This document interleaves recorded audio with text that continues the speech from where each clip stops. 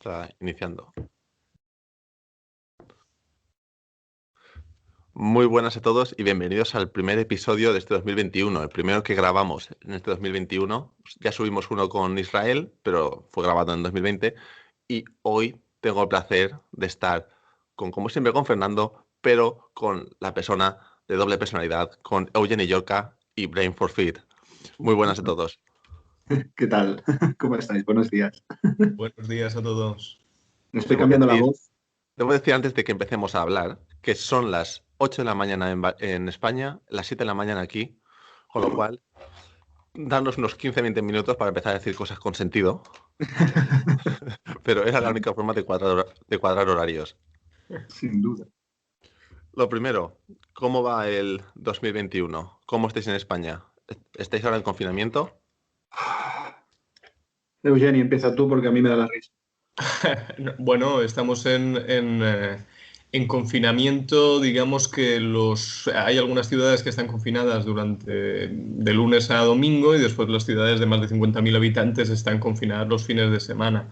Bien, yo al menos personalmente no puedo quejarme de nada. Sí que es cierto que la actividad de la consulta ha bajado razonablemente, yo creo que por el miedo y la inseguridad de la gente. Pero bueno, afortunadamente sigo viendo pacientes y afortunadamente sigo teniendo en marcha los cursos y las formaciones online. O sea que no, la verdad es que personalmente no puedo quejarme de nada. Bueno, ahora voy a cambiar la voz porque como somos la misma persona, voy a hablar de mi parte. No, la verdad es que a nivel trabajo sigue sin aparte con casi la misma frecuencia. Recordad que yo estoy en una ortopedia además. Pero lo bueno es que a nivel seminarios, incluso lo del Brain Tour y cosas así, siguen o parece que siguen para adelante. Luego, cuando te vas acercando más a la fecha y todo eso, sí que es verdad que la gente, pues a lo mejor o se echa para atrás, o te anula, o no viene, o lo que sea. Pero bueno, en principio, de momento he podido tener la suerte, como dice Eugeni, que la cosa sigue tirando. Ya veremos a ver cómo van los planes de conciertos estos días. ¿Y don Fernando? Bueno, yo con las prácticas de la universidad en principio las hemos estado haciendo, ahora mismo estamos parados pero por el tema ya de exámenes y en principio pues con exámenes presenciales, que hay ahí una lucha un poquito, pero bueno, yo ahí no me meto. ¿Y flujo de pacientes en prácticas? Menor de lo habitual, pero sigue siendo bueno, o sea que Mm. por lo menos la estamos aprovechando. Aquí, como bien me dijo Jenny, cuántos confinamientos llevaba ya, pues estoy en mi tercero. Y aquí, pues cada vez que el gobierno anuncia medidas, la gente se asusta y deja de llamar durante una semana. Los que ya tenían cita, la mayoría vienen, pero a la semana siguiente, súper parada, pasa una semana, la gente se relaja, vuelve a empezar a fluir. Estamos ahora en esa semana que vuelve a fluir, pero aquí ya han dicho que se alarga probablemente hasta final de marzo. Con lo cual, yo creo que no voy a ver el sol hasta verano. Hasta final de marzo. Sí, es que aquí está muy mal. Bueno, Por estamos... suerte, es probable que yo tenga la vacuna pronto, porque somos personal sanitario de primera línea, en teoría, aunque no tratamos con COVID, pero es probable que tenga la vacuna, por lo menos algo positivo.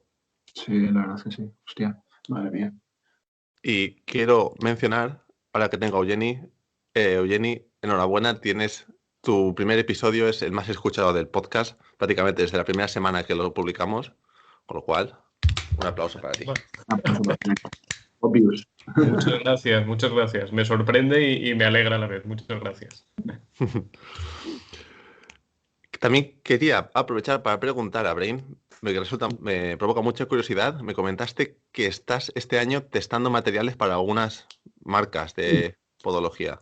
Sí, sí, sí. ¿Cómo es eso? Y porque después del tema de los cursos, las marcas no las diré, de momento aún, ya irán saliendo a bote pronto cuando salgan, o ya lo iré anunciando unos días antes de que pase.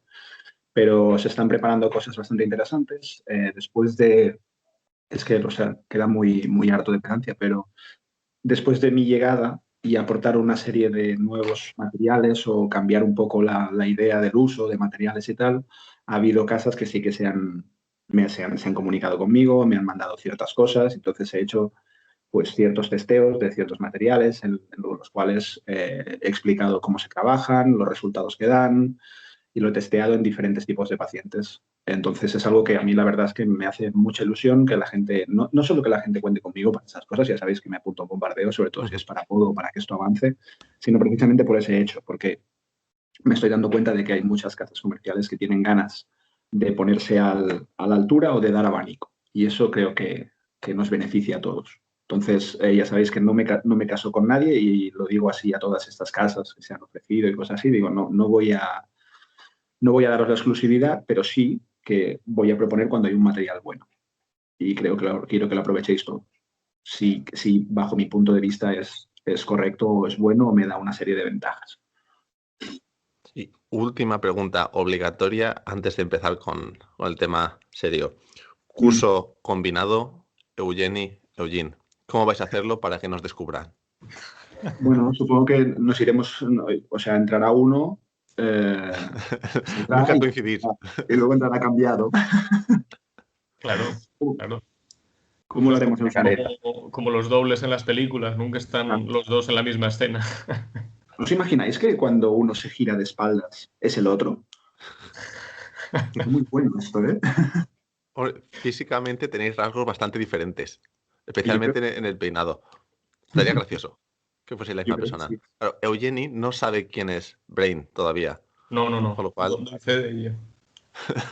Y en esta entrevista tampoco se sabe. Le guardo la sorpresa. Con Eugeni tenemos mucho cariño y yo le quiero guardar esa sorpresa. Hasta mayo, eso es. En mayo lo descubriremos.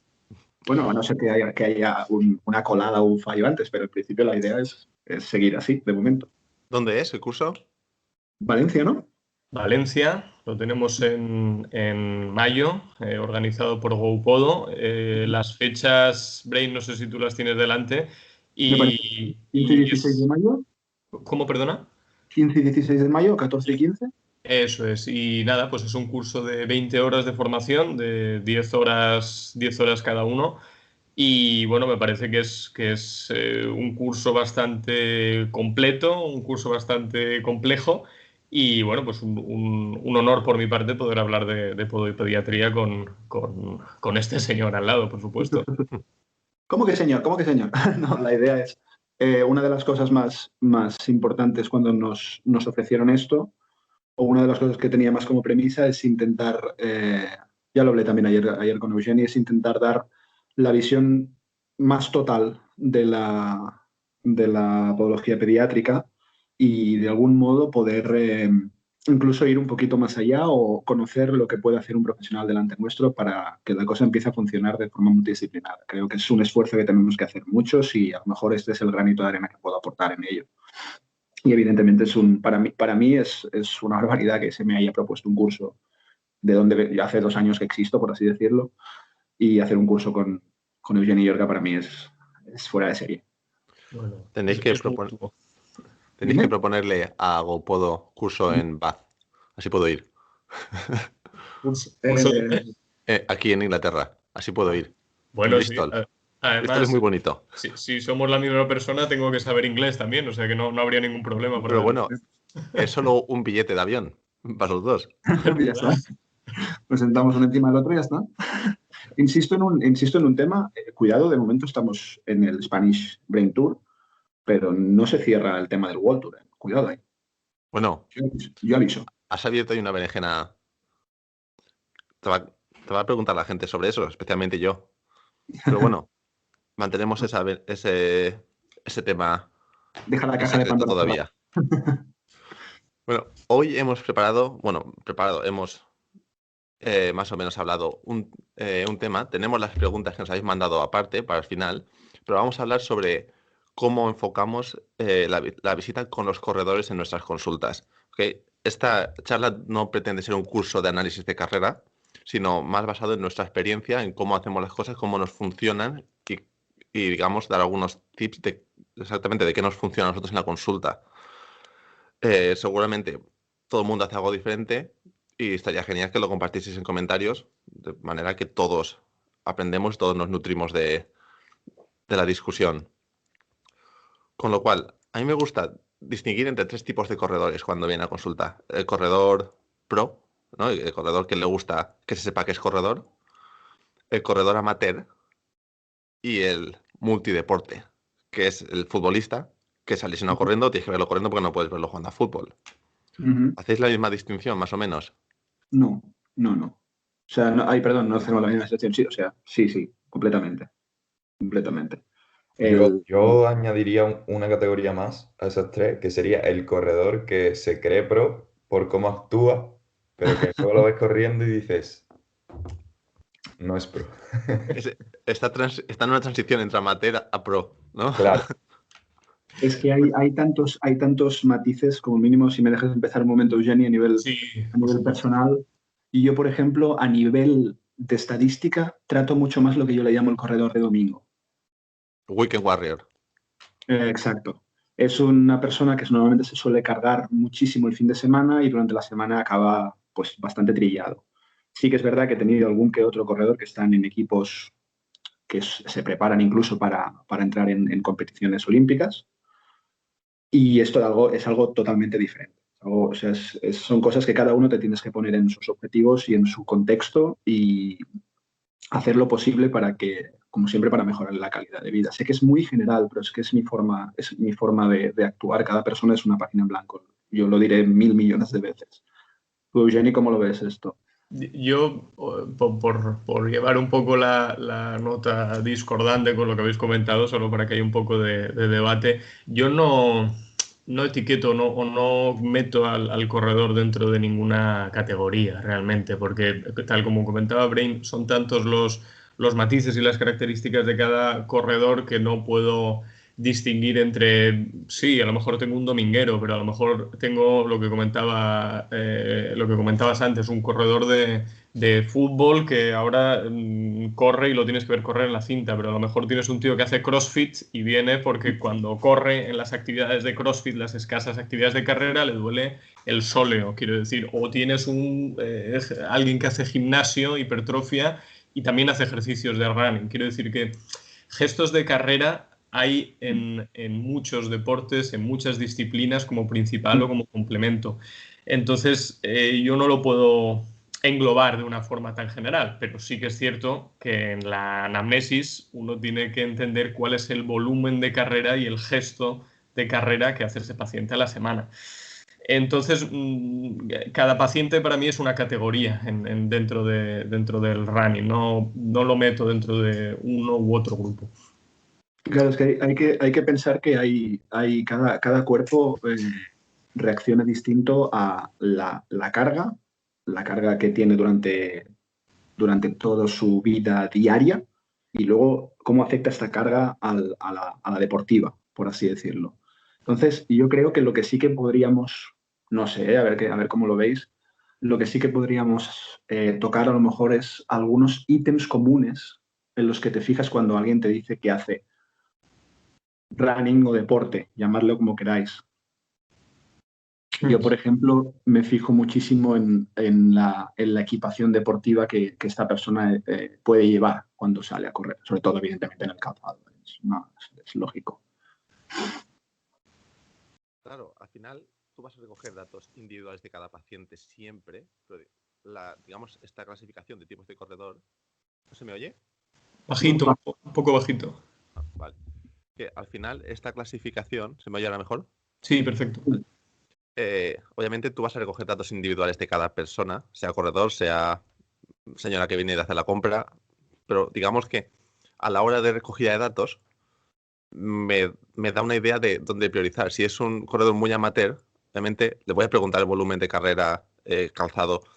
Pero sé que ahí probablemente va a estar a un nivel más bajo, va a usar las zapatillas que tiene por casa, o va a correr menos que un corredor pro, digamos. Pero obviamente de todos necesitas todos los datos, si no te vas a perder muchas cosas.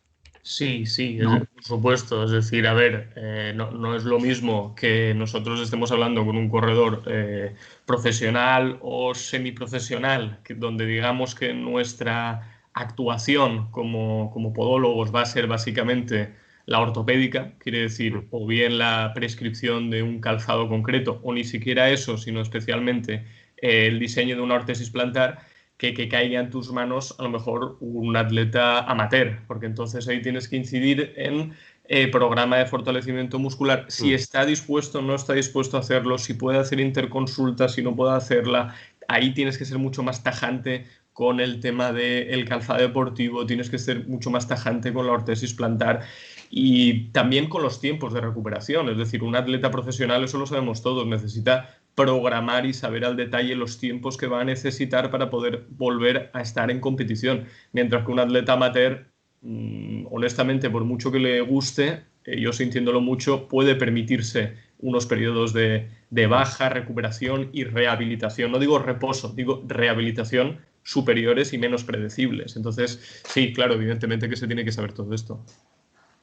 A nivel experiencia personal, lo que sí que me he dado cuenta es que, como dice Eugeni, el corredor o la persona que ya está en profesional o semiprofesional ya tiene un contexto de trabajo muscular, entrenador, fisioterapeuta, lo que sea. Entonces, tu intervención, recomendar un calzado, pues puede ser muy sencillo, pero si hablamos de a nivel, pues que tenemos que ayudarlo con un soporte plantar o algo, la idea es acompañarlo para mí personalmente es acompañarlo en su movimiento porque no, ya sabe correr, ya sabe hacer la mayoría de cosas, entonces tú simplemente lo que tienes que hacer es, nada, dejarle un punto de partida un poco distinto para eliminar el factor lesivo. Entonces, en cambio, cuando tú tienes una persona que es, bueno, que es lo que dice Eugeni, es amateur, es algo así, tienes que mirar no solo en la carrera, sino su vida diaria, porque esta persona pues, no tendrá el contexto, no tendrá todo el equipo al lado para poder hacer esta interconsulta y tal. Entonces, para mí debes abordar más puntos probablemente de su vida diaria en cuanto a nivel laboral, actividad diaria, entreno, in itinérés que hace del trabajo a casa o si va andando, si va lo que sea, y luego, a partir de aquí, intentar cohesionarlo un poco con el deporte que haga para intentar hacer algo un poco más todoterreno y si la persona está dispuesta, pues entonces trabajar con dos soportes, con dos objetivos probablemente distintos. Cosas que me he encontrado yo, ¿eh? Exacto. Al final, el corredor amateur muchas veces carece de conceptos básicos de entrenamiento, como bien ha dicho Jenny, de entrenamiento, de calzado, cosas que no se ha parado a reflexionar porque acaba de empezar. Al final, cuando empezamos a hacer una actividad nueva, todos vamos a ciegas y cometiendo muchos errores. Entonces, al final, también tienes que convertir de charla de decir, piensa que hay todos estos factores alrededor del deporte y si no los cumples todos, es más fácil que te lesiones y que tengas que venir a verme. Exacto, exacto. Sí que yo creo que el profesional, yo creo que es obligatorio el trabajo multidisciplinar. En el amateur también, pero en el profesional es casi imperativo que intentes comunicarte con su equipo de trabajo. Yo he tenido la suerte de hacerlo, o igual que cuando veo un deportista, no hablemos solo de running. Me gusta mucho mirar el gesto deportivo y cómo lo hace. Y si puedo, ir a verlo. Si puedo, evidentemente. Claro, pero también depende, no estamos dejando hablar a Fernando, pero tampoco está pidiendo paso. También depende de los objetivos que tenga el deportista paciente. Si simplemente quiere unas plantillas de descarga, igual te vienen y te dicen eso, pues le dices, me gustaría que te viese el fisio. Igual te dice que no. O sea, en cambio, si quiere, también es verdad que como tú le expliques su condición va a ayudar, ¿no? A que él entienda la necesidad de ir a fisio o rehabilitación. Pero si lo que quiere es prevenir la lesión para que no pase otra vez y seguir mejorando, obviamente va a necesitar un equipo multidisciplinar. Pero al final depende mucho de los objetivos que tenga esa persona. Sí, personalmente, Eugeni, no sé, ya te digo, no sé cómo lo enfocas, pero yo en un corredor ya hablo de pro, o sea, ni semi-pro ni amateur, hablo de pro. Si puedo, intento evitar el soporte con otro tipo de trabajo. Si puedo. ¿Cómo lo ves? ¿Cómo lo veis? Para crear también un poquito de... Se desarrolla eso. Porque te van a caer palos por todos lados. No, puede ser que a lo mejor me caigan palos, pero toda esta gente que está a nivel profesional, lo que sí que me doy cuenta es que tiene unas capacidades corporales, una inteligencia muscular que sobrepasan los límites que estamos a lo mejor acostumbrados a ver en el paciente rutinario. Entonces, mi objetivo es que esa musculatura no pierda nada. Entonces, siempre que nosotros trabajamos con una ortesificación, con un soporte, bueno, pues hay sus pros y sus contras. Entonces, mi trabajo es que esta persona pueda mejorar por ella misma y que en algún punto que se autorregule y me necesite menos. Entonces, a ver, que no me caigan palos por todos los lados. No es una cuestión de evitarlo, pero sí que intentaré que el soporte le toque lo justo e incida lo menos posible en sus capacidades musculares o en su tono muscular. No sé si se me entiende. Fernando, ¿se está bien desarrollado o cómo lo ves? Sí, está bien ¿Aprueba? desarrollado. Está bien desarrollado. Ahora, si quieres, te doy mi opinión. Sí, no, por favor. Yo lo primero que quiero decir es que no soy un conocedor de la hostia del tema corredores. Simplemente es lo que digo, es cada paciente es una hoja en blanco con sus objetivos y su trabajo. Entonces, bueno, sí que hay ciertos puntos comunes, pero me gusta trabajar con la potenciación de cada persona, que cada persona intente pues, hacer lo que yo le llamo la corrección activa, darle los puntos para el reequilibrio postural, evitar el mecanismo lesivo de forma propia, casi. Yo al respecto sí que tengo una opinión un poquito de acuerdo con lo que antes comentaba Eugeni. Y es cierto que en este tipo de deportistas que son un poquito más profesionales, digamos, puede ser que sean un poco más partícipes en un tratamiento, llamémoslo activo. Pero claro, aquí no tenemos que diferenciar entre profesionales y no profesionales, porque realmente tú la exploración que le vas a hacer a un deportista, ya sea profesional o amateur, l- el 90 u 85%, digamos, va a ser el mismo y va a ser una serie de batería de test biomecánicos que tú tengas de cabecera, ya según el profesional y según la patología que presente el paciente. Y realmente tú ahí lo que estás valorando es si algún factor de riesgo biomecánico puede estar influyendo en la patología que presenta el paciente y ya tú como profesional tienes que poner en la balanza. ¿Es este factor de riesgo biomecánico lo que más está influyendo en la patología que trae el paciente? Sí, no. Lo podemos arreglar con soporte. Es mejor arreglarlo con tratamiento activo. ¿Cuáles son los objetivos del paciente? ¿Cuáles son las preferencias del paciente? Entonces, realmente, una cosa no tiene por qué excluir a la otra. Simplemente No, tienes que no, no, valorar en una yo balanza exactamente qué factor es el que más está influyendo o qué factores están influyendo en la patología que tenéis delante. Muchas veces nos limitamos solo al factor biomecánico y no tiene por qué ser un factor biomecánico. Yo siempre lo digo, y es que si te pones las gafas de la biomecánica, siempre vas a encontrar algo que digas, esto puede estar causando la lesión en el paciente. Sin embargo, no tiene por qué. Puede ser un exceso de carga, un mal calzado, Exacto, incluso estrés fuera de la vida, o sea, fuera de la vida de running, estrés en la vida diaria. Todos esos factores hay que valorarlos. Sí, yo estoy de acuerdo con Fernando y precisamente en ese punto, tal vez, aunque coincido con la mayoría de las cosas que comenta Brain, para mí es mucho más sencillo. No digo que los pronósticos sean mejores, digo que es más sencillo como podólogo para mí tratar a un atleta profesional que a un atleta amateur, porque en un atleta amateur todos los factores que acaba de comentar Fernando juegan un papel mucho más importante. Sin embargo, en un atleta profesional no estamos hablando de un paciente corriente, estamos hablando de un paciente que, a diferencia de un paciente amateur o que corre por salud o por placer o por estética, lleva detrás un equipo de nutricionista, psicólogo, fisioterapeuta, asesor deportivo, preparador físico. ¿Para qué van a ir a ver a un podólogo? No van a ir a ver a un podólogo para que cambie su técnica de carrera, le mandes un programa de fortalecimiento muscular. Van a ir a ver al podólogo porque es la pieza que falta en el rompecabezas de un puzzle ya casi completo, que no es lo que ocurre en un atleta amateur, donde casi tú eres el que pone la primera pieza. Lo que falta en un atleta profesional o de un alto grado de exigencia es por lo que van a tu consulta. Es decir, tengo dudas sobre si el calzado deportivo que estoy utilizando, para mí, es el más adecuado, vamos a consultar al podólogo, vamos a ver cómo mi técnica de carrera influye en la lesión o estructuras X que me estoy sobrecargando, o a pesar de todos los intentos de mi equipo multidisciplinar, no están yendo las cosas bien. Vamos a ver si el podólogo con un soporte plantar puede modular el tipo de estrés que sufre la estructura que me estoy lesionando. Y bueno, esa es mi opinión al respecto de los perfiles de corredores.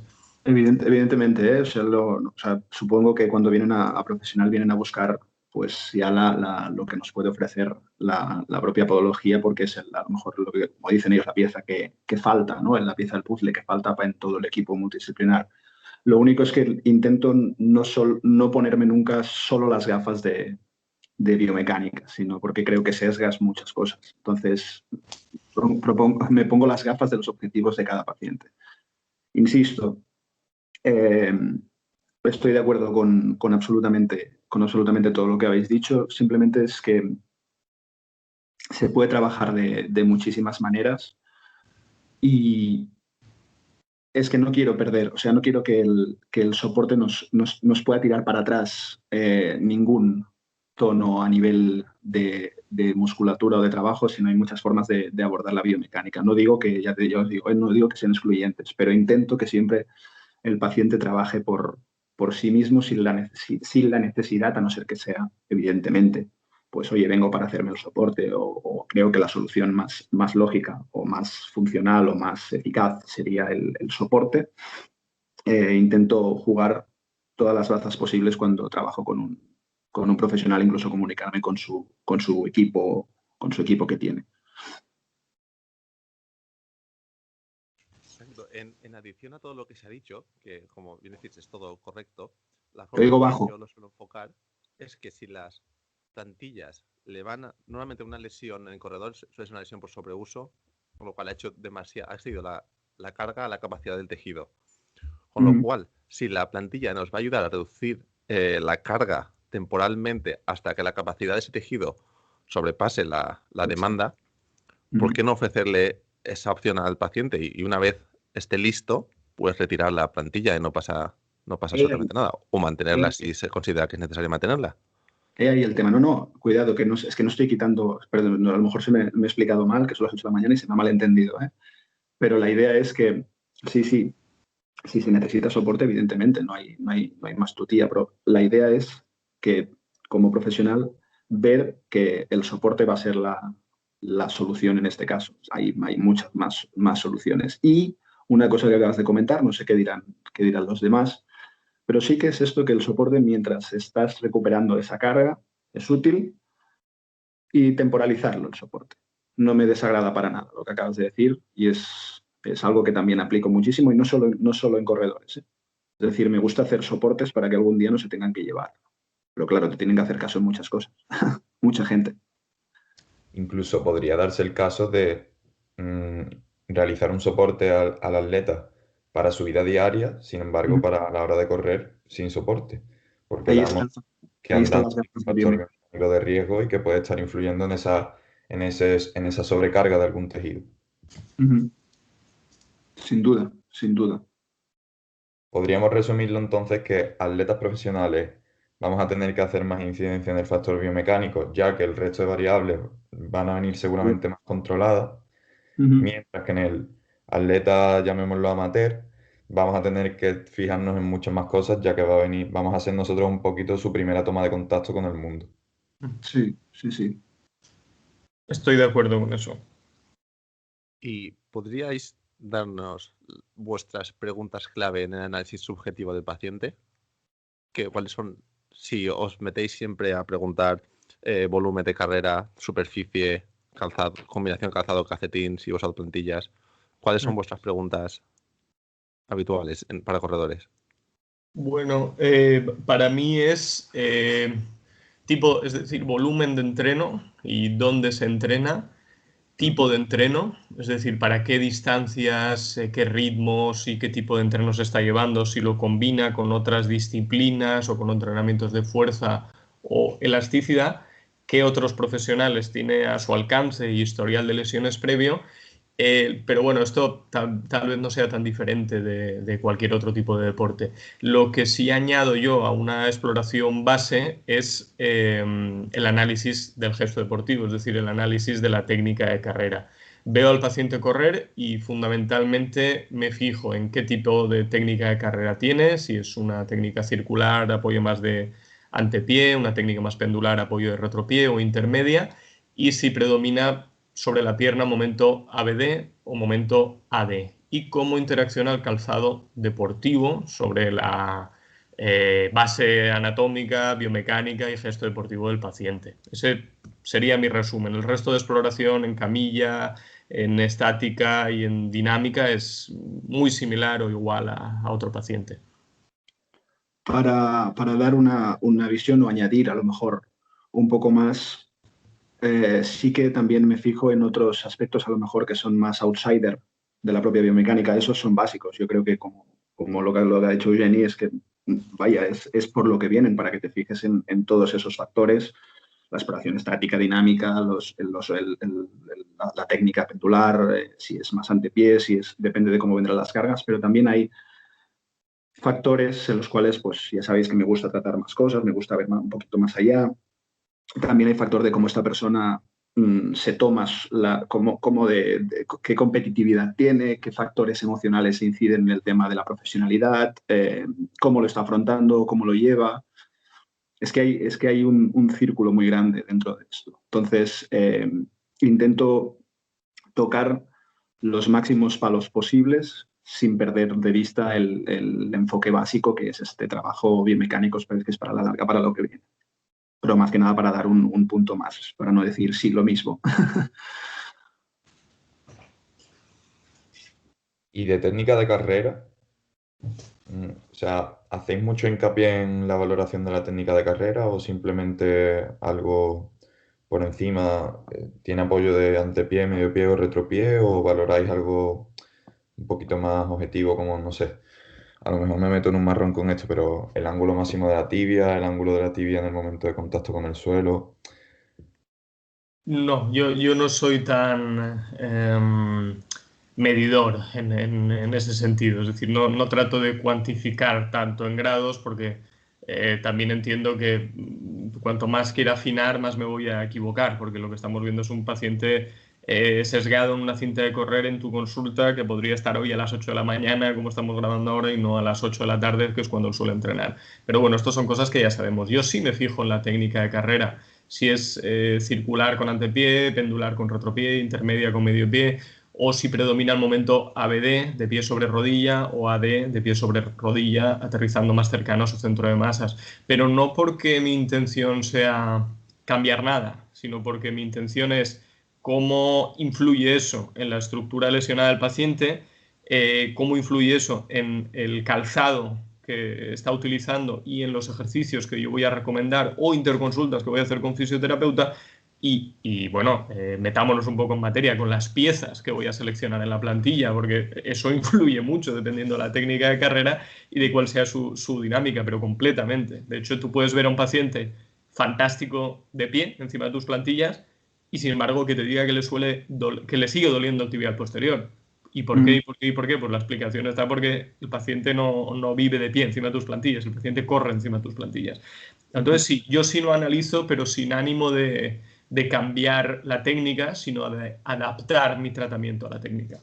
He ahí, es el rollo que os he intentado comentar antes.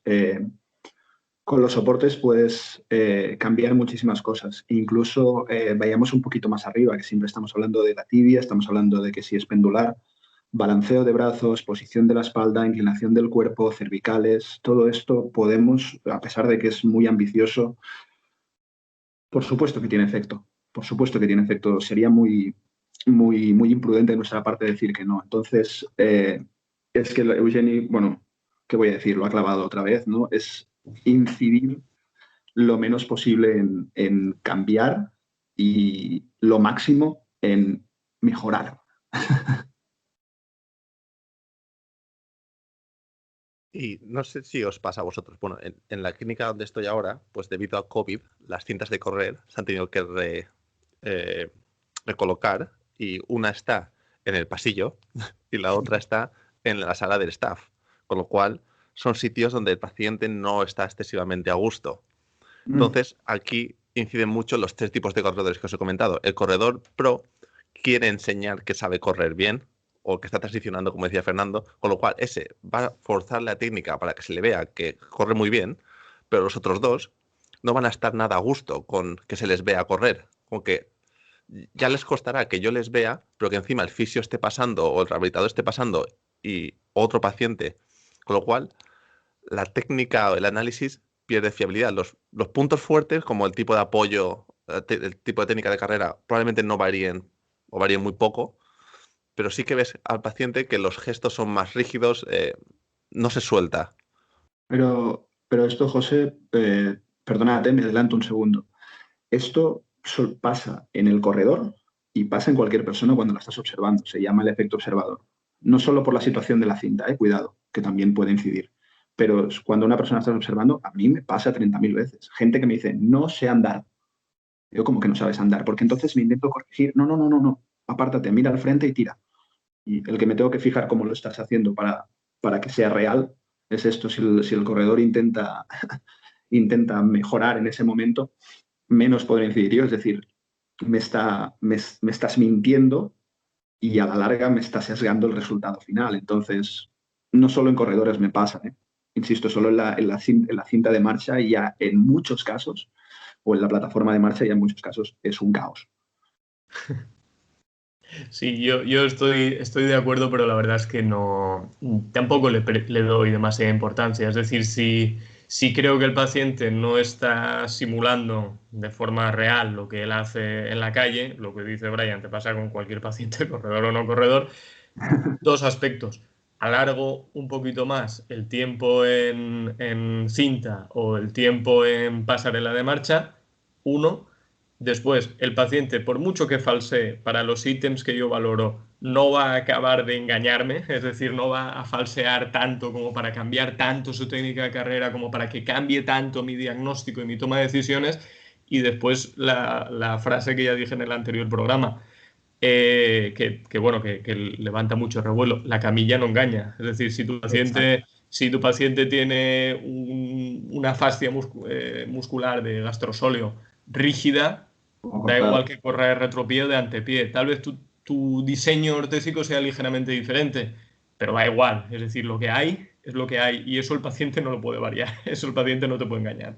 Es que no estamos hablando no estamos hablando solo de que lo ves correr. Es decir, has hecho todo un análisis previo en camilla, lo has puesto en estática, le has dejado cargar, le has hecho andar. Es decir, hay muchas cosas que tú vas atando una serie de cabos que entonces tú te das cuenta si esta persona te estás pegando el farol y me estás haciendo ahora como que corres bien, pero si te dejo en esta cinta, en lugar de, yo qué sé, 2 minutos, te dejo 3, en el tercero caerás. Entonces, me explico, o sea, todo lo que has hecho, o sea, la idea es esta exploración y no a lo mejor cogerte el ítem de la exploración en camilla, el ítem de la estática, el ítem de la dinámica, no, sino es la comparativa de cómo arrastra el problema que yo he detectado desde el principio, cómo lo va arrastrando en las 3 fases. Es decir, yo siempre lo he dicho, el cuerpo en la camilla, como dice Eugeni, no engaña, nos muestra dónde es capaz de llegar sin gravedad. Cuando lo ponemos de pie es las posibilidades del cuerpo con esta gravedad, qué puede hacer ahora que le he aplicado una carga o unas fuerzas de reacción. Y a partir de aquí, ¿cómo me arrastras eso en la dinámica cuando me pongo un vector? Entonces, por mucho que lo intentes, si he visto una serie de cosas, no nos vas o no me vas a poder engañar. No sé cómo lo ves, Eugeni. Sí, pero yo estoy totalmente de acuerdo, pero es que eso es como el niño que te viene a consulta que dice la madre que camina con las puntas de los pies hacia adentro. Y tú le exploras en la camilla y ves que tiene una anteversión femoral, pero el niño tú lo ves 15, 20, 30 minutos cohibido, acobardado o desatado. Quiere decir que a lo mejor cuando lo veas caminando en la cinta o en la pasarela, no lo vas a ver caminando con las puntas de los pies hacia adentro, pero es que no es necesario llegar a forzar en ocasiones, no digo siempre, esa situación tan natural, porque en camilla tú has visto que el niño tiene una anteversión femoral. Entonces, tranquilo, ¡Ay, así no es como camina el niño en casa! Bueno, tranquilo, Ya, no, no te tranquilo, preocupes. Envíame un vídeo de tu niño caminando en casa, envíame un vídeo de tu atleta corriendo en la pista, pero exacto. tranquilo, porque mi toma de decisiones en principio no va a ser tan diferente. Es decir, hay partes donde se puede falsear el resultado, pero hay partes donde no. Y por eso somos profesionales, porque sabemos, Luego, sabemos dónde puede fallar y cómo tenemos que reaccionar a eso. como dice la canción, ¿no, Jenny? The Ice, chico. The eyes never lie.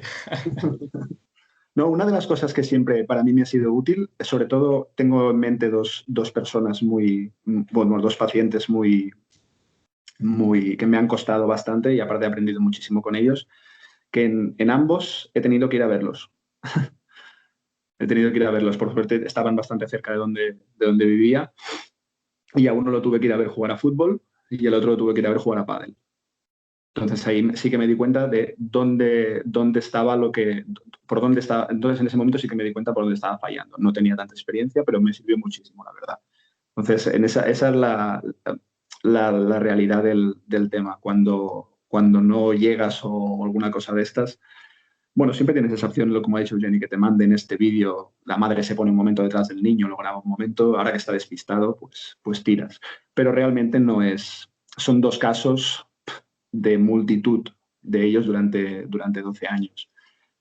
No es un cambio brutal por mucho que me intentes engañar. Insisto, nos hemos preparado para ello. Exacto. Y bueno, moviendo un poco hacia adelante, hacia diseño de tratamientos, en este caso de plantillas, materiales que usáis, por ejemplo, ¿usáis diferentes materiales de los que usaríais en una persona que las quiere las ortesis para simplemente caminar? ¿Materiales más reactivos en la zona de antepié, especialmente porque son corredores, o mismo diseño que haríais para andar? Bueno, que hable Brain, que tiene Es el más experto. que aportar en este tema que yo, Te hemos, y si te hay hemos algo llamado que... para esto, Brain. Lo demás Me te has hemos llamado dejado para hablar, esto, pero ¿no? luego lo voy a editar. A ver, ostras, es que a mí a lo mejor siempre voy a lo mismo y a lo mejor la gente me dirá que me mojo poco, pero claro, venme a ver en consulta y entonces decidiré el material, ¿no? La idea es, tenemos materiales de sobra para tratar a todo tipo de paciente, para todo tipo. Y tenemos me parece que casi el otro día cuando estuve dando clase de materiales, mis alumnos estaban haciendo un pequeño cuestionario y tal, y estuve mirando esto. Y para un mismo problema, hablemos problema en fases generales, tenemos probablemente 5 o 6 materiales que nos pueden ayudar insisto, casi con la misma eficacia.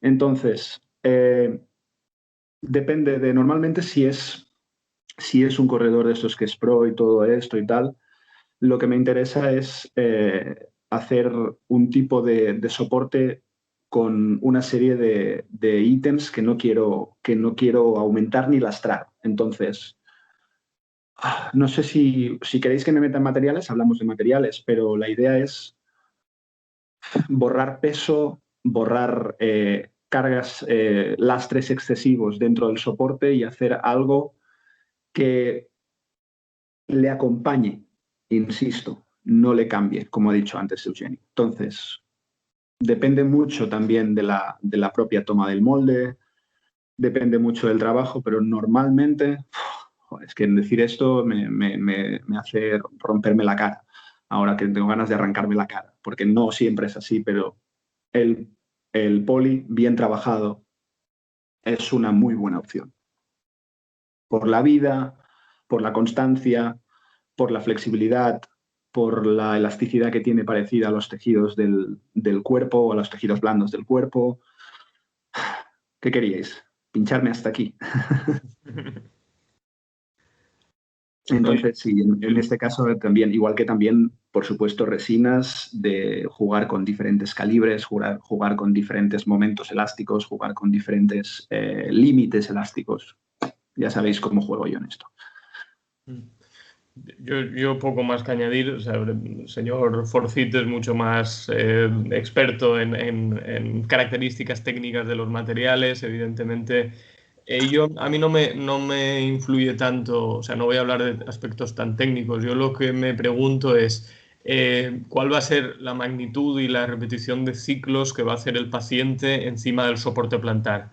A mayor magnitud de fuerza y a mayor repetición de ciclos tienes que entender, a mi parecer, que tal vez aquí tengamos puntos de vista diferentes, que el material de la ortesis va a tener que soportar muchas más fuerzas reactivas y muchas más veces. Por lo tanto, tienes que diseñar una ortesis más consistente, con mayor capacidad de modificar o de modular ese tipo de fuerzas reactivas del suelo que están lesionando a tu paciente. Eso es dime, perdona. Nada. En la zona, estamos hablando en la zona de la plantilla que respeta la forma del pie de tu paciente. Retropié, mediotarsiana. En la zona donde tú estás imponiendo un material, cabezas de los metatarsianos, antepié, es diferente. Es decir, si nosotros alargáramos un polipropileno o una resina en un corredor con un material rígido a las cabezas de los metatarsianos, pues el paciente acabará rompiendo la plantilla, pero antes de romperla irá a tu consulta para tirarte a la cabeza. Entonces, yo ahí soy mucho más, cambio la filosofía y utilizo materiales pues bien impulsivos, o bien de un shore medio, o bien de un shore bajo, o bien absorbentes, o lo que requiera ese paciente. Pero mi filosofía es esa, es decir, rígido, donde respeta la forma del pie, donde tú estás imponiendo el material, no puede ser rígido, al menos en un atleta. Exacto. Yo, en este caso, o sea, si en aspectos generales, por estadística, trabajamos con antepiés no rígidos, sino propulsivos, o sea, que hagan el efecto fleje. Yo, más que la palabra rígido, que ya sabéis que, bueno, tocamos puntos distintos, dejadme añadir una palabra a este concepto con el tema de los ciclos. El concepto es resiliente, para mí. Resiliencia.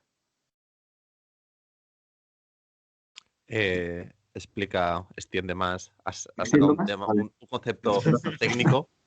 Pensaba que era Tienes que dar ejemplo, tienes que... El concepto de resiliencia es el concepto de aguantar impactos continuamente sin fractura ni deformidad. Es decir, llegar a... Es que no hablamos del mismo concepto de rigidez. Entonces, hablamos de un concepto de que te aguante el ciclo sin malmeter el material y que el material siempre se preste a o sea, siempre tenga la misma integridad y la misma conformación en ese momento. Pero a la larga no se distingue mucho de ese concepto que ha dicho Eugeni. Yo, en los puntos donde hay que aguantar la carga, sea medio pie, sea retropié, cuando es a lo mejor un corredor pues, de distancias más largas, pues sí que nos conviene muchísimo esa resiliencia, traducido a lo que nos ha dicho Eugeni, a lo mejor nos conviene ese concepto de rigidez, pero sí que en antepié probablemente incluso depende de cómo te lo montes, puedes hasta ayudar a mejorar marcas, si te lo montas bien, con materiales técnicos poderosos como dinámicos o propulsivos, puedes ayudar bastante. Pero para mí el concepto es para separar un poco las variantes de trabajo, que las dos para mí son perfectamente válidas, es más resiliencia que rigidez. Ya está. Esa frase se aplica también ahora para las personas, para el momento de coronavirus. Bueno, sí. Más resiliencia que rigidez. Sí. Claro, la idea es que el cuerpo es movimiento. A mí, por todo lo que he ido viendo durante tiempo, incluso dando clases y tal, la rigidez es como un imperativo, la resiliencia es un aguante del material y lo demás es un intento de que, bueno, te mueves hasta donde yo te digo si el problema es tu ROM o tu rango de movimiento para hacer aspectos generales, pero la palabra resiliencia es algo que a mí me encanta, me encanta. La cuestión está en que los materiales que usemos se tienen que adaptar a las características del paciente y no al contrario. Premio. No el paciente se tiene que adaptar a los materiales que a mí me gusta trabajar. Mirad, hay una frase que me dijo una persona que corre, es corredor y no es pro, pero es un corredor de diario. Y al verlo, pues evidentemente cogí, lo vi, digo, vale, ¿cuánto haces? Tanto, dio perfecto. Incidí en la resiliencia, cogí, trabajé, tal, y al cabo del tiempo me volvió con los soportes de no es que me vayan mal, no me adapto a correr con ellos, porque tengo la sensación de que el soporte impera sobre mí. Y tuve que cambiar el paradigma del material, tuve que cambiar la base. a lo mejor es menos resiliente, pero él era capaz de, o sea, el soporte la idea es que el soporte se adaptara a él y no al revés. Entonces ha sido muy bueno eso que acabas de decir, Fernando. Y lo he tenido con ejemplo, aparte además hace bastante poquito. O sea que sí, para mí en un tipo de esto de carrera es imprescindible es imprescindible que el soporte se adapte al paciente y no al revés. No os asustéis, las gafas ya estaban rotas. Se me cayó un tornillo hace poco y estoy esperando que me envíe mi madre tornillos desde España. Ostras. Y porque ir a una óptica no se puede, ¿no? Ahora. He ido, pero me dicen que son muy grandes el agujero de estas gafas y que no tienen tornillos. Cámbiatela, rata. También, pero para eso hace falta cita y la cita requiere 3 semanas de antelación. Es Con lo cual, creo que van a llegar ante los tornillos que vaya a la óptica. Está flexible, José Luis, me cago en la mar. ¿No hay Amazon? ¿Perdón? ¿No hay en Amazon? No he conseguido encontrar de la marca el tornillito de la gafa o no sabía cómo buscarlo, era una marca italiana. Entonces, tras este paréntesis... Gajes del directo. Yo, respecto al material del shell, creo que lo habéis dejado todo bastante claro. Yo tengo una pregunta para Eugeni. ¿Has usado triple flex con algún corredor? Supongo que muchas veces, ¿no? Y cuádruple. Y cuádruple, sí, me planto en cuádruple. Sí, por supuesto. Y polipropilenos con una base de 4,5 y un refuerzo interno de 1,5. Es decir, sí. Pero porque mi filosofía y mi planteamiento es diferente. Es decir, yo creo que la confortabilidad y la adaptación del deportista a la plantilla no la da la rigidez del material, sino lo bien que se adapte el material a la geometría y a la forma del pie. Es decir, yo he visto pacientes, creo que lo comenté en el anterior programa, con un polipropileno de 6 milímetros en la columna interna, ponerse la plantilla con un profesional que no diré quién es por si se lo toma mal, y ponerse la plantilla y decir, uy, estas son más blanditas, voy más cómoda. Y es que la plantilla anterior era de EVA. Quiero decir, la confortabilidad y la adaptación yo creo que lo dan lo bien que seas, lo capaz que seas tú de reproducir la forma del pie del paciente y no tanto el material que utilices. Creo que esa falta de confortabilidad o de adaptación la da el que tú quieras ser demasiado agresivo en los grados o los milímetros de corrección que quieras hacer desde la ortesis, pero no el material. Si el material se adapta bien, creo que no vas a tener problemas de confortabilidad. Es que no es lo mismo rigidez que corrección, perdona, Brain. No, dime. No es lo mismo rigidez que corrección y eso es algo que a mí me costó entender. O sea, pero no es lo mismo la rigidez del material que los grados que nosotros intentamos corregir del valgo, por ejemplo, o los milímetros.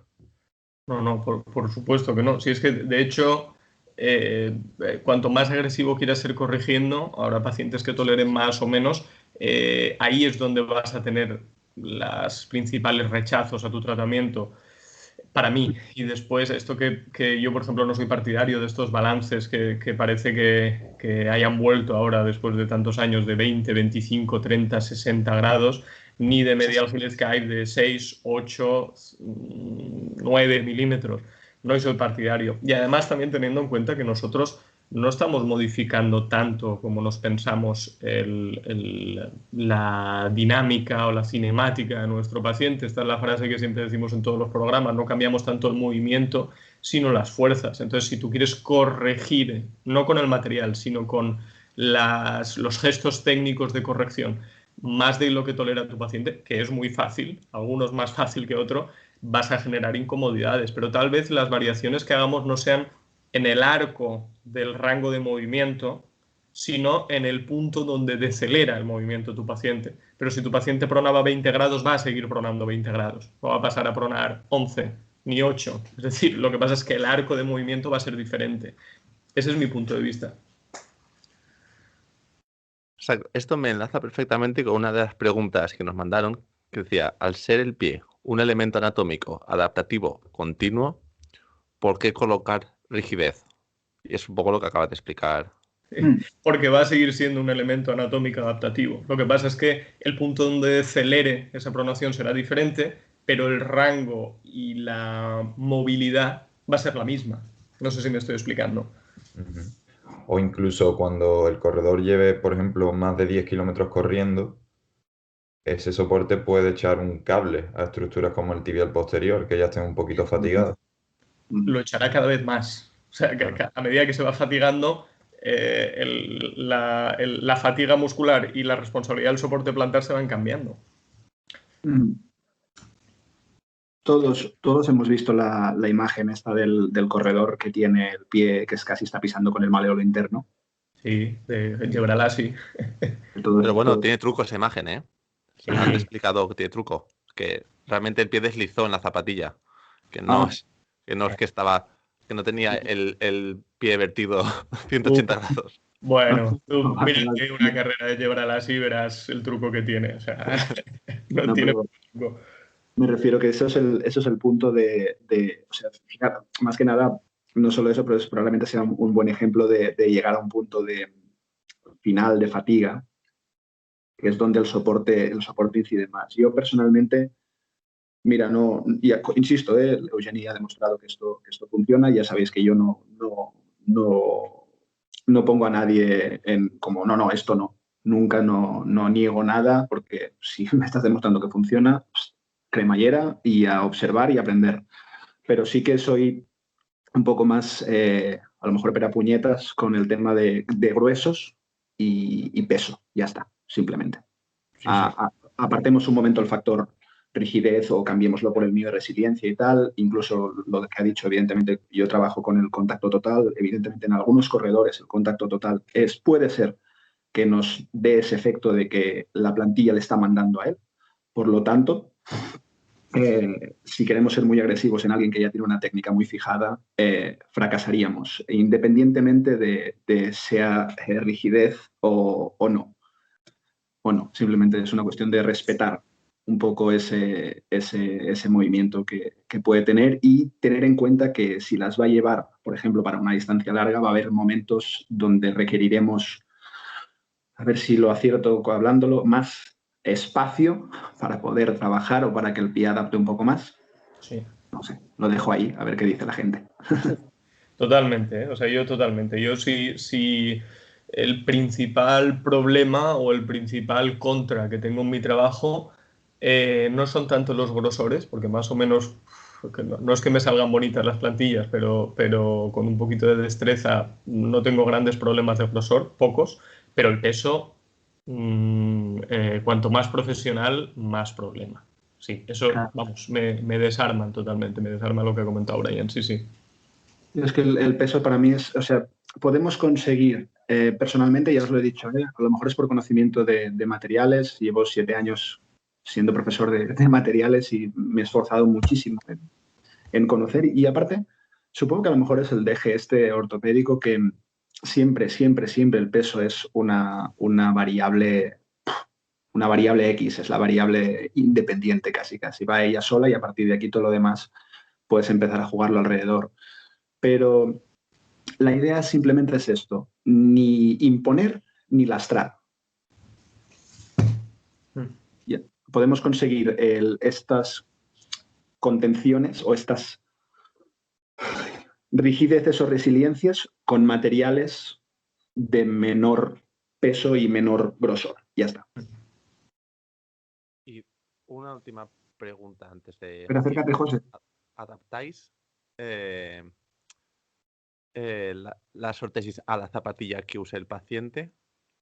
Por ejemplo, Nike está haciendo las hormas bastante estrechas y están dando, por lo que yo he probado y lo que me han comentado compañeros, están dando bastantes problemas para colocar soportes dentro de las zapatillas porque especialmente la zona del arco es muy estrecha. Generalmente la plantilla es la zona más ancha. Por supuesto que hay que adaptar, por supuesto, la plantilla que estás haciendo al calzado deportivo del paciente, siempre y cuando sea el calzado que es más recomendable que lleve el paciente, es decir, que tu paciente puede llevarlo y de hecho va a llevarlo en sus entrenamientos, o aunque no sea el más recomendable, es el que por tu tía va a llevar el paciente. Quiero decir que por muy bien que hagas la plantilla, yo tenía un profesor que decía que siempre es más efectiva en el zapato que en un cajón. Entonces, hay que adaptarlo. Pero no creo que sea tanto el ancho, y eso seguro que lo puede decir mejor Brain, de la parte superior de la plantilla. Yo creo que los problemas están en las bases de sustentación. Es decir, la base de sustentación de la plantilla, la zona inferior, la que está tocando el suelo, eso, especialmente en el retropié, es lo que se tiene que adaptar a la horma de tu zapatilla. La plantilla interior de la zapatilla es la que tú tienes que sacar y la zona inferior es la que tienes que calcar en la base de sustentación de tu zapatilla. Después, si el arco es un poquito más ancho, bueno, salvo que no hagas barbaridades, tampoco creo que eso sea un problema. No, aparte de este tipo de calzado que sacan Nike o cosas así, a la larga las paredes, por así decirlo, la envoltura del calzado, lo que no es suela, suelen ser bastante flexibles. Mira, aquí el problema donde hay, cuando sí hay un poco de abertura del arco que nos coge un poquito o nos deforma un poquito esta pared, cosa que no recomiendo, es donde más he tenido problemas es en esta gente que le falla el toque de fútbol. Sí. Le falla el toque. Entonces ha habido momentos, pacientes X, que eso el contexto, pero me he dado cuenta de que la carrera realmente es o el momento de la carga deportiva fuerte, la competición, es un 1% de todo su alrededor. Por lo tanto, a lo mejor, si nosotros cogemos este soporte y lo ponemos para toda su vida diaria o para entrenar y le dejamos que haga esta competición, el partido, la carrera, que son como mucho, 10 minutos de velocidad o un partido de fútbol de 90 y si luego te las vuelves a cargar, depende de cómo, si la gente se pone, oye, mira, es que no y que no puedo, vale, haz el deporte, a no ser que evidentemente te lesiones ahí en la competición, sin, y luego todo lo demás lo trabajamos con ella. Porque la plantilla a la larga es un preparador también. Entonces, o así lo entiendo. No sé qué os parece. Sí, yo nada más que declarar, o sea, lo mismo. Tal cual, 100% de acuerdo. De hecho, muchas veces es esa la solución. Es que con mis zapatillas de competición no sé si me va a valer porque son más estrechas. Pues úsalas con ese entrenamiento que es con lo que vas a hacer el 90% de los kilómetros. En el 90%, en el 98% de los pacientes sí, es decir, luego hay un pequeño porcentaje, pero ya lo ha comentado Brian, quiero decir que Brain, hay un porcentaje de pacientes que también las van a necesitar para competición. Ahora, la gran masa de deportistas, me rijo por lo que acaba de decir Brain. Hemos dejado de lado un poco el tema de los materiales y antes yo quiero comentar una cosa. Y voy a decir yo en mi humilde experiencia y ya ahora me comentáis vosotros, ¿vale? Hay una herramienta que me ayuda mucho para valorar qué tipo de material poner en antepié y es la plataforma de presiones.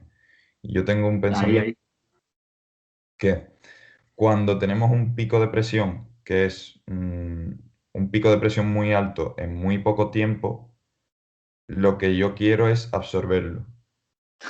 Tras que si tengo un pico de presión que es no muy alto, pero sí moderado alto, durante un tiempo muy largo, lo que quiero es expulsarlo de ahí. Entonces Exacto. utilizaría un material un poquito más reactivo. Eso es más o menos el pensamiento que yo tengo en mi humilde experiencia. No sé vosotros cómo lo valoráis, si lo valoráis con plataforma de presiones, si no.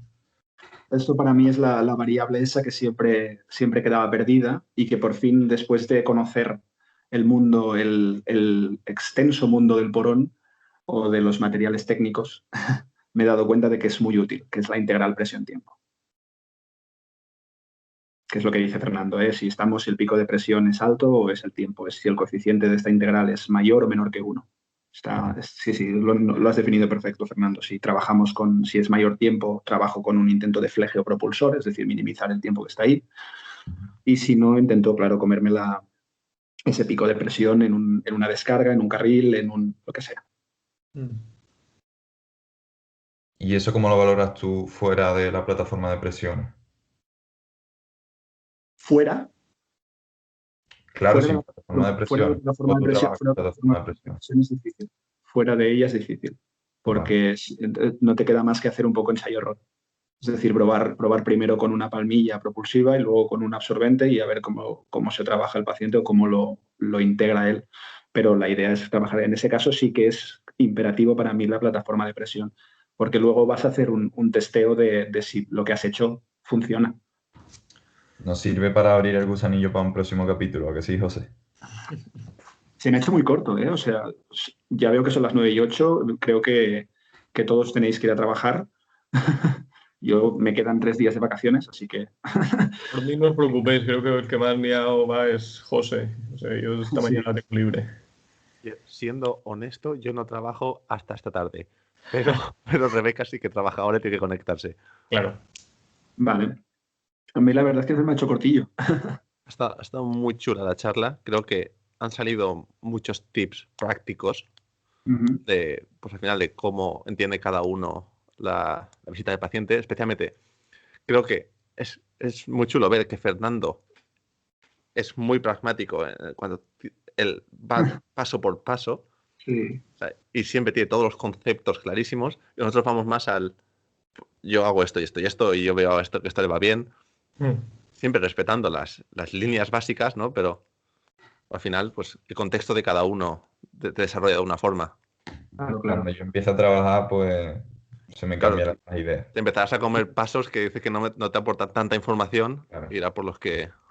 Ya te lo digo, Fernando, que seguro que vas a ir a tiro fijo y a la experiencia te va a decir, vale, pues esto no, esto sí o esto no. Lo normal, vamos. Sí. Y llegará un momento que dirás, no hago nada. O sea, hay que decir, de todo lo que me explicaron que se puede hacer en la exploración, hago la mitad, pero es lo que te da información y sacas los diagnósticos y los tratamientos.